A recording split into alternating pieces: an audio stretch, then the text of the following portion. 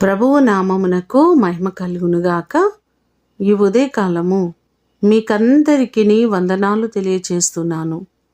ఈ దినము మిమ్ములను బలపరచు దేవుని మాట. మనుషులను నమ్ముకొనుట కంటే యెహోవాను ఆశ్రయించుట మేలు. కీర్తనలు 118వ కీర్తన 8వ చరణం. మనము ఎవరిని నమ్ముకుంటున్నాం? ఎవరిపైన ఆధారపడుతున్నాం? ఎవరిని ఆధారముగా చేసుకుంటున్నాం? ఒకసారి ఆలోచిద్దామా? కష్టములో, అవసరతలో ఈ వ్యక్తి నాకు సహాయము చేస్తాడనే ఆలోచన కలిగి ఆ వ్యక్తి వద్దకు వెళ్ళినప్పుడు, నేను నీకే సహాయము చేయలేనని అతడు మాట్లాడినప్పుడు ఎవరి సహాయము కొరకు ఎదురు చూడగలం? ఏ వ్యక్తి కూడా మన అవసరతల్లో సంపూర్తిగా మనకు సహాయము చేయలేడు. కానీ మన దేవుణ్ణి మాత్రమే మనము ఆశ్రయించి ఆయన పాదాల చెంత మనము గడిపినట్లయితే దేవుడు తప్పకుండా మనకు సహాయము చేస్తారు. మనుషులు నమ్మదగిన వారు కాదు, కానీ మన దేవుడు నమ్ముకొనదగిన సహాయకుడు.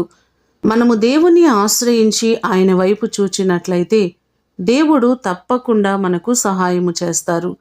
ఈ మాటలు వింటున్న మీకందరికీ దేవుడు అన్ని విధాలుగా సహాయము చేసి ఆయన మిమ్మును ఆశీర్వదించునుగాక. ప్రార్థన చేసుకుందాం. పరలోకమందున్న మా తండ్రి, మీ పరిశుద్ధమైన పాదములకు వందనాలు, స్తోత్రాలు ప్రభువా.